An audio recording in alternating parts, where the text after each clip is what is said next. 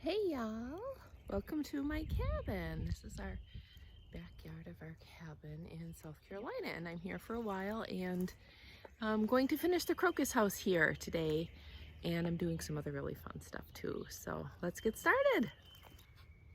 Okay, so here is our fairy house. It's nice and dry. All right, here's our image. And the first thing I'm going to do, because there are, as you can see, there's little wrinkles and just imperfections, and not that we ever strive for perfection. Well, I don't.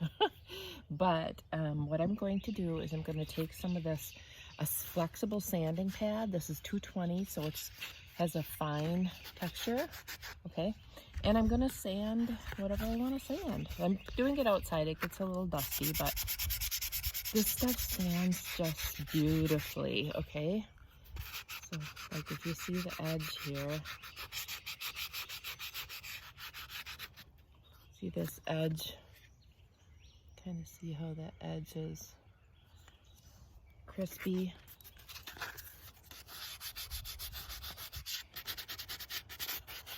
You literally, sand it to powder, which is pretty amazing. And you don't want to sand it back too much, but to take the wrinkles out and any just imperfections you want out, you can sand them, okay? So I'm gonna sand this whole thing, and then we will take it inside and I'll paint it. Okay, so we're about to start painting. And I've decided the first thing I'm going to just do is I'm going to just paint the body of the house white, okay? So I will do that, and then I will be back and I'll videotape the other colors, which are a little more exciting to watch, okay? So again, this is what we're looking for. All right, let's get started with white. Okay, so I have the white on the body of the fairy house. Now I have white on my palette. I'm just gonna take some of this. This is Apple Barrel Pink Parfait. This is really inexpensive stuff, like 50 cents a bottle. And you get what you pay for in that. It's very thin, but you know what? That is perfectly fine for this. You do not need to have high quality acrylic paints. And that's what you're going to want to have, probably. I mean, you could use tempera paints, but in any case, I would highly recommend that you use a water-based paint. Okay, so that's what we have here. So I'm just going to mix it with white to get a pale enough pink that I like, okay? And I just want to make sure that I mix enough of it. So I'm going to put a pink base coat on these leaves. And then I'm going to do some shading with lighter and darker. The main thing though is I'm going to get the base coats on. So I'll get the green on, and I'll get the door color on, which is going to be kind of a natural color. And it's kind of tricky here. I don't know if you can see underneath here, I did do like a rope underneath just to kind of fill that gap there, because there was a bit of a gap after I finished it. And I think I told you I would show you how to do that. And then I was having trouble with my camera. I need to get a new system, which I'm in the middle of doing. But anyway, so I just made a skinny snake and got it pretty wet and stuck it up there and just used like a tool to just kind of push it in there and soften it a bit. But again, I didn't, because this is a very, very beginner's fairy house, I'm just trying to keep it very easy. You know, I didn't spend a lot of time on filling that. I just filled it, okay? Depending on what I'm doing and what my final result needs to be determines how much time I'm going to spend on each thing, okay? For example, I'm working on another project here at my cabin, which I hope to finish today, and I will post it. And I've taken kind of progress snapshots along the way, but truly I am excited about it. And I hope you're gonna like it when I'm done. I've been working on it for 2 days already, and like I said, I should be done with it today, but it's really been a labor of love, and I've been working on it outside. My daughter is here with me, and she's working on a kestrel sculpture that she's making out of air dry clay. So we've been outside sculpting for the last couple days, which has been really fun. Just good bonding time and being outside in nature. I mean, truly, what more can you ask for, right? Okay, so I have this pink on, just very pale. And I'm gonna let it dry for a few minutes, and then I'll be back because my white isn't even all the way dry and I'm pushing it here. So.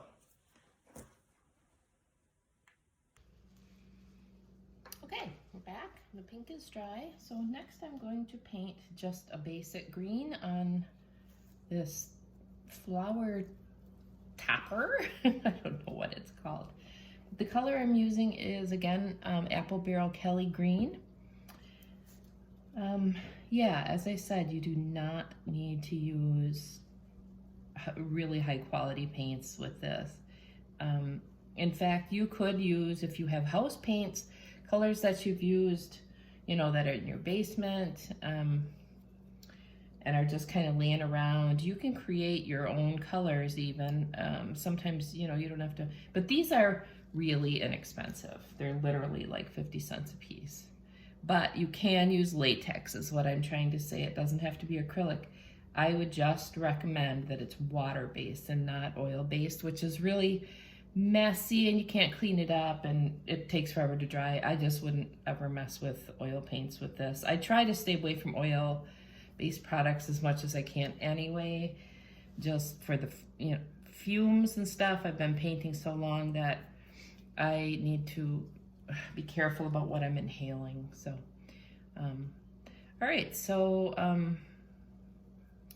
and the reason why I painted white on white down here, I just wanted to seal that clay. It doesn't, you know, you can't really see what I did because it was white, but I am gonna do some dry brushing over the top of it. And then at least it won't be raw clay. It will have, everything will have a somewhat of a sealant on it, actually, is guess what I'm trying to point out with doing a white on white. And when you're all done with a piece like this, you may seal it with any kind of a water-based sealer that you have around. You know, you could spray it, or you could, you know, if you have it in a quart or whatever, just brush it on. And I just wanted to say that's not even really necessary, but if you just wanted to have a sheen and be a little bit more protected, if, you know, anybody's gonna, you have grandchildren or whatever that are gonna be touching it, you may want to seal it. Having said that, I would tell you that people ask, can I put these fairy houses outside? And, you know, the answer kind of is no. Because this is paper clay. It reconstitutes with moisture. Okay, so this is, even though you could put like a yacht varnish on it, which I actually have a project here at my cabin in our garage right now. I'm doing a project for a client, and I'm using yacht varnish, also called spar varnish, and that I believe might be shellac based. It really stinks, but anyway, that is probably your best bet for anything that's going to be outside. But I just wouldn't guarantee I wouldn't guarantee that it's going to last forever. You could put a yacht varnish on it, you know, everywhere and set it outside, maybe even an epoxy, but I wouldn't guarantee that, you know, it's going to make it through the season. Maybe it would by next year. Maybe it would be okay. Or if it's in a sheltered area, it might, but this isn't really an exterior kind of product. Okay, so the next thing I'm going to do is I'm going to create a door color. I'm gonna do the door on here. Sorry, I bumped. I drew it that the door was gonna be green, but I've kind of changed my mind, and I think I'm gonna go with a tan, and I might do some moss on the and here and there to pull the green down. But so I don't know if you can see what I'm doing. I put some straight brown, apple barrel nutmeg brown. It's a little bit dark for me. I'm going to add a little bit of yellow and a little bit of white.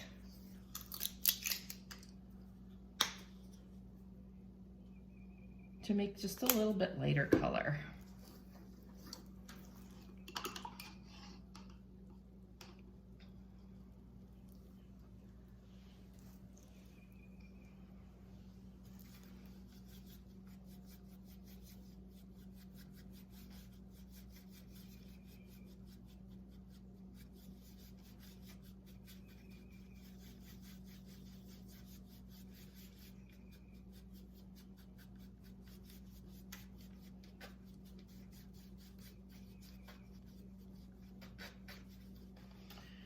That's a little bit too light and yellow, but I'm just gonna make another puddle here.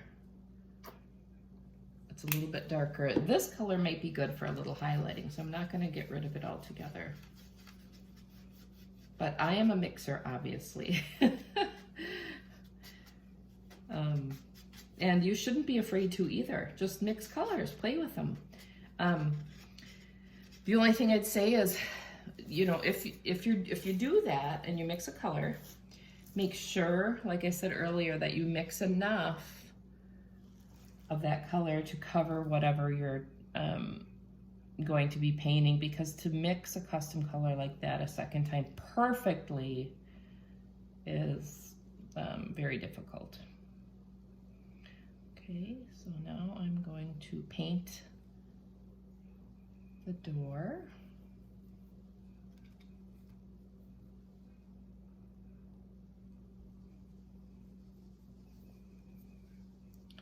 You also will start to get a feel for which brushes you can use. I'm using a square end brush. It's square. Some of them are beveled, like this one.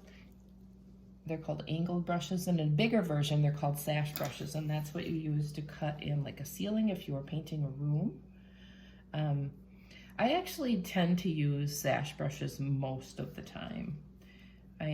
Because I'm down here at our cabin, I have a limited number of supplies, although I do have quite a few brushes here, but I guess when it comes to brushes, buy a package. You know, you can buy a multi-pack at Walmart for like $7 or $8, and that's what I would probably recommend. Make sure they're the ones that are for acrylic paints. Don't get the cheapest brushes you can find that, you know, can be used like for watercolor. You know, there's just no controlling those. They're just, the only thing that they're good for is for kids playing with watercolors, okay? So spend a little bit more, but certainly not a lot on brushes. And that, you know, and that is true too when you're painting your house. A brush is very important, and you can, you know, buy brushes that are upwards of $20 a piece for like your home painting your home. You know, trim, and I don't spend that much. I might spend 10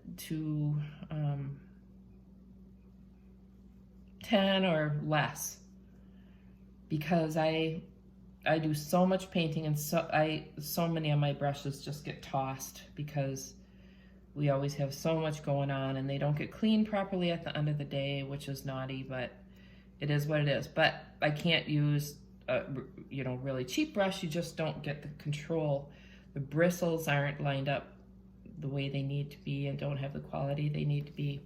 But so all in all, I would say that a brush is relatively important in painting, especially if you're new to it, okay? So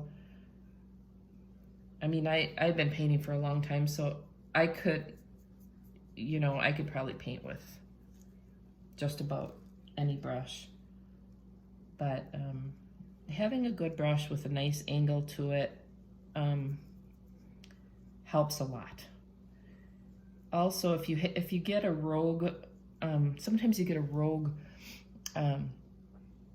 bristle, just go ahead and take a little manicure scissors and just clip it off. You know, just do what you have to do, right? We want to always use what we have. I was in a class one time a few years ago with a wonderful woman named Milana Diaz. She was sitting next to me in this class, and she's a very accomplished Venetian plaster artist. And I'll never forget, she said to me at one point, I was asking her some questions. I had a project coming up in an area that she was very adept in. And what she said to me is, use what you have. Because, well, I don't have to get into the whole backstory of that, but you know, that little like mantra has really stuck with me. And I think it should stick with you too. We should use what we have, use the resources that we have, and make them work if at all possible. We don't have, as you know, when you're doing a craft project or a project at home, it's very easy. Drop everything and run to, you know, Home Depot or Menards or to Walmart or wherever, Joann's or whatever, to get more products, right? And you can chew up your whole day doing that. And in the back of your head, you know, somehow you might have had something at home that it could have worked, right? Yeah, so if that's a possibility, let's all try to, you know, use the resources we have and not waste time and money. And I know that some of you know what I'm talking about. All right, I'm gonna take some white and I'm gonna go back in under here now and kind of clean up my white. I don't know if you can see that. But that's the thing, you just kind of, these paints dry very fast. So by the time you have one color done, you can pretty much go back and, you know, touch up the other colors if need be, okay? The other thing I like to do is, and you'll see as I'm working here, at the end I like to dry brush some other colors over the top. It softens everything. And it's very forgiving, so you don't have to have perfect edges all the time. All right, okay, so the next thing I think I'm going to do, so I have that base brown on there. I see a little bit, I got a little bit of white on the door. Oops, geez, I have a wild hand here. Well, that kind of lightened it up, all right. It's a little early for dry brushing, but hey, this is art, right? This is how we do. All right, I'm gonna let that dry a little bit. Okay, so the next thing I'm going to do is, I'm gonna take a brighter pink parfait, and I'm going to do some, well, I guess they would be accents or low lights for this piece. All right, try not to touch the brown I just painted. Okay, so this is a darker pink. I'm going to paint these inside here, the underneath petals. That color. I'm not too concerned about underneath, you know, I don't know, it's not terribly visible. And also a lot of times, and I don't know that I will on this piece, but a lot of times I stuff moss in there, and you know what I mean. So I don't know how important it is. But anyway, I'm gonna do these underneath petals, a darker color. And again, you know, it could be left like this just two colors of pink, but if you look at it, you think, boy, that looks like Doesn't look so hot, Mindy. It, you know, it's just, it needs something more. There will be more, okay? Like I said, we'll be doing some dry brushing. So this is just a basic color we're putting on right now.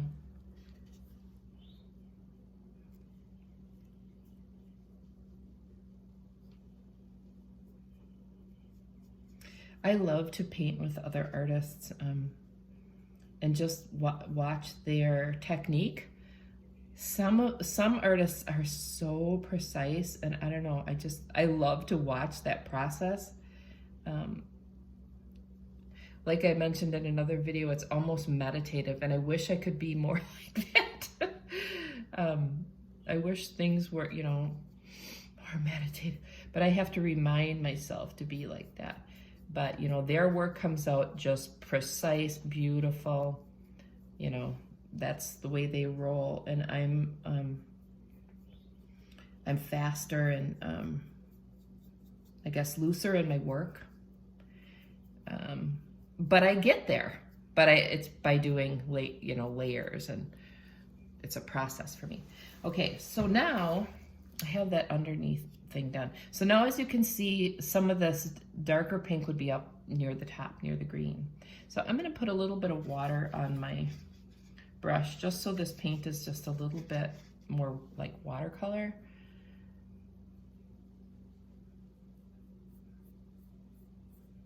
And I'm gonna almost like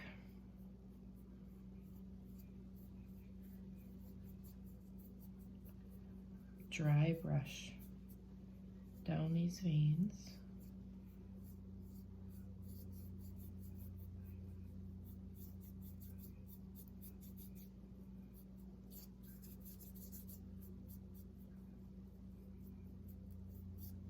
Okay. Going pretty solid near the top. I know we're going to accentuate these veins, and I know what I'm doing looks pretty rudimentary, but we're going to come back with a light color, like a white, and dry brush it to highlight it.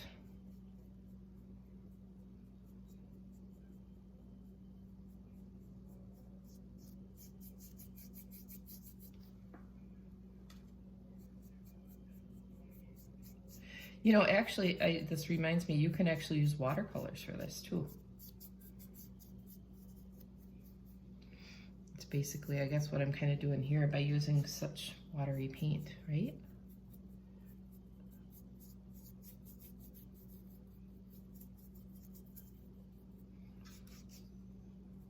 Just trying to kind of show you the basics of painting one of these guys.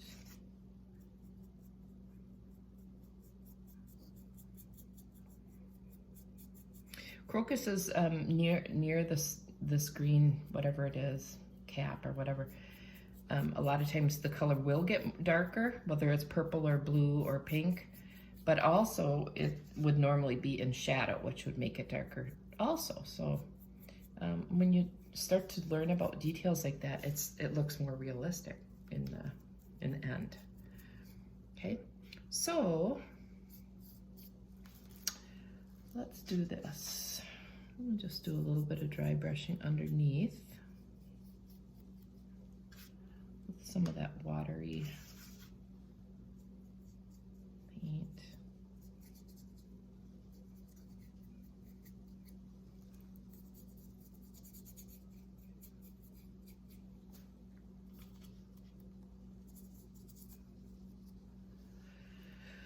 Okay, now let's see. I'm gonna take a bigger brush, maybe put a little bit of pink on it and some of this white. See that? And I'm gonna just dab it off so it's drier. And then I'm gonna dry brush this way.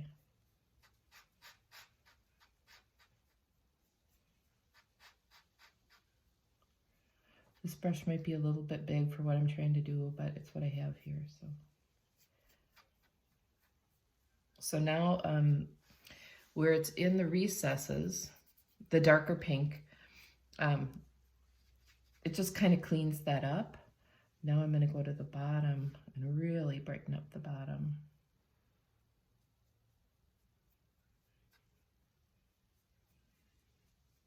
See, I'll kind of put my brush on its side almost, just so it's kind of just dry brushing.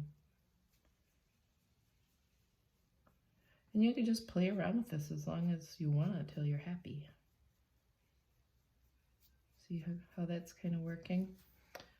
Okay, let's go to this one.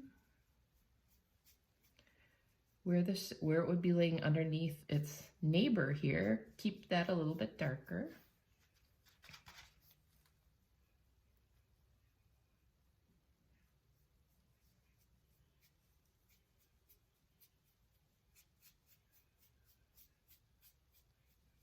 I'm gonna even just brush that little guy here a little bit too.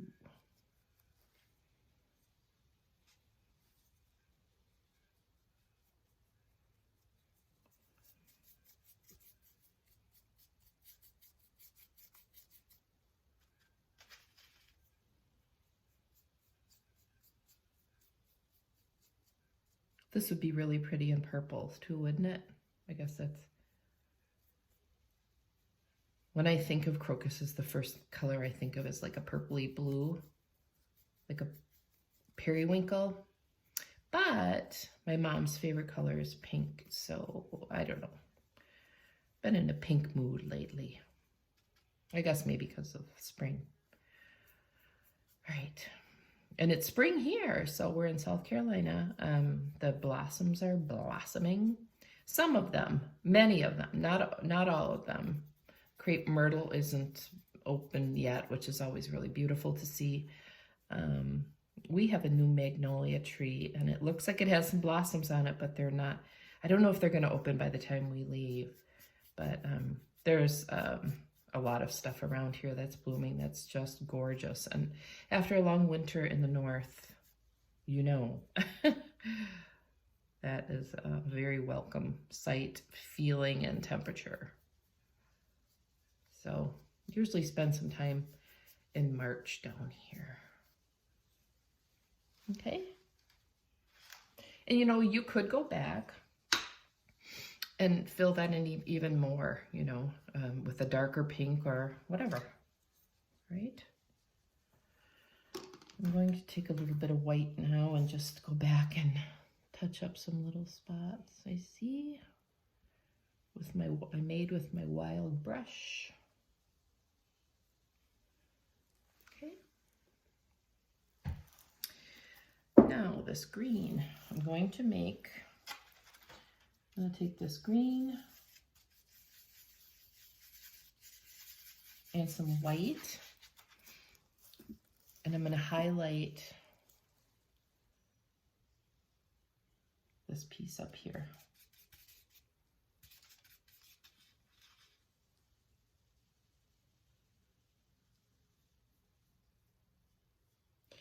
This is where if you've sculpted it a little bit, you can follow just your high points and put the highlights on the high points, and then, you know, it kind of creates, or it strengthens its own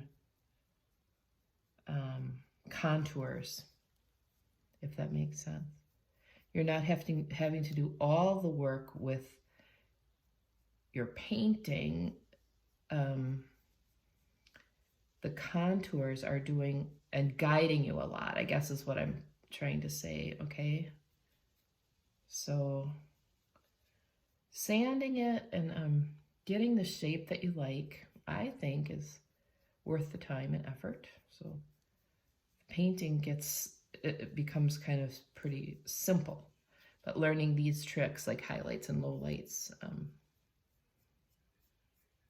are good, you know, for that part of it. But yeah, this does not have to be a difficult procedure at all. Okay, so now I'm going to take a little bit more white,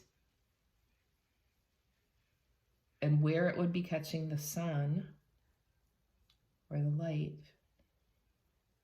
I'm just going to dry brush. That's a little bit too much.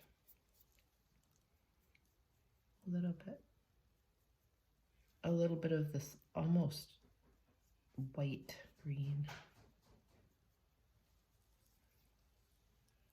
Okay, maybe put one little shiny spot there. Maybe up here too.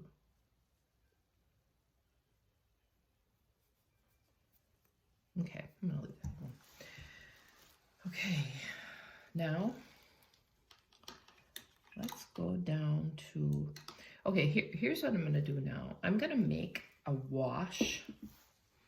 And this is probably more than I need to be showing you, but I'm gonna do it.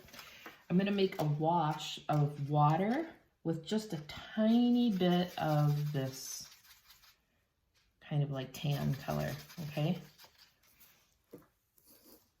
And I'm gonna kind of accent things a little bit.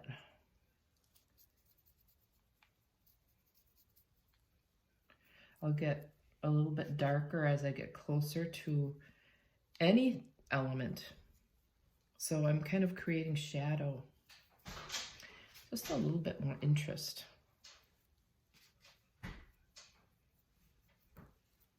Okay, so the closer you get to any element,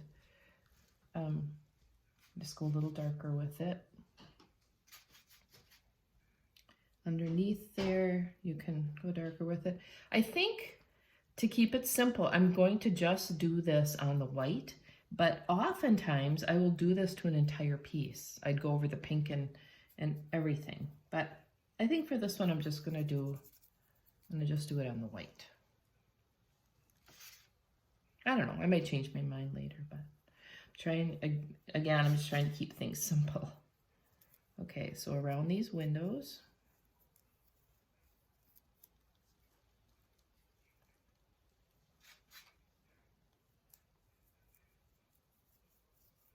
around this door. Okay, now back to the door. I'm going to take a little bit of this color that I first mixed that was too yellow, and I'm going to dry brush it on the top. And you're going to see where I had put those lines. It won't go in there, okay? So we're just doing some highlights.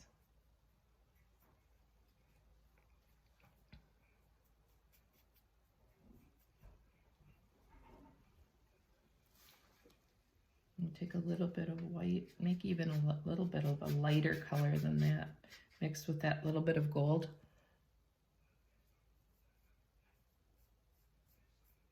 Just following that grain, that wood grain that I created. We're gonna make the texture work for us, okay?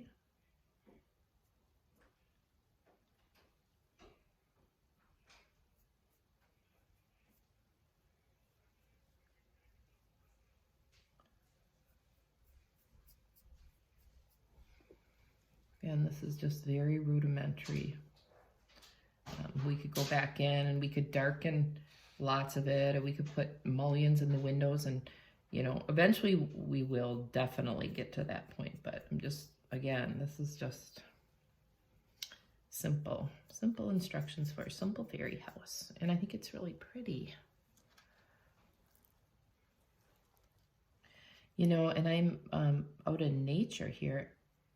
You know what, I could actually go out and get some moss, and I probably will, and you know, hot glue some into here and there, and that's actually the next step, because I think this is pretty much done. Okay. So what I'm going to do is gonna let this dry, which it's pretty much dry, and then I'm going to go outside, and I think I'm gonna do that. I'm gonna clean up the windows, okay? And then I'm gonna go outside and I'm gonna find some moss and glue it into a couple areas, and then I will show you the final product. Okay, so I'll see you very soon. Actually, I'm gonna show you one more thing. I had mentioned that I was gonna add a little green to the door, and that's what I'm doing. I'm dry brushing just a little bit of the green on the door, and also in a couple other areas as well. If you pull the colors together that you're using, just in tiny little ways, it really gives it a really soft feeling and kind of marries everything together. And you don't have to do this. I just really like this look. So I'm doing a little bit of green, like a little bit of a green wash just in certain places. Just here and there. Here and there and there and here, as Bob Ross says. Okay? Also, if it were out in nature, it probably would have some, I don't know, maybe some green, whatever, moldy. I don't know, that's not the right word. Just green, a lot of green. Okay, that's it. So I'll meet you outside in a bit. Okay, we're outside. I just want to show you just how inspiring it is to be in nature when you're doing something like this. So I wanted to show you, we have a few different kinds of moss here. We have a lot of this beautiful lush moss growing, and right now there's little flowers that come out of it. It's just magical. This is called reindeer moss. This is crispy. So I think I'm going to use a little bit of this, but look at these other fun little goodies, you know, and this is fungus and things, but isn't that just so inspiring? And pine cones and just being out here and opening your mind. You can use so much of this, not only for inspiration, but also in your pieces. So let me put some moss on here, and then I'll display our little fairy house in a couple places on the property.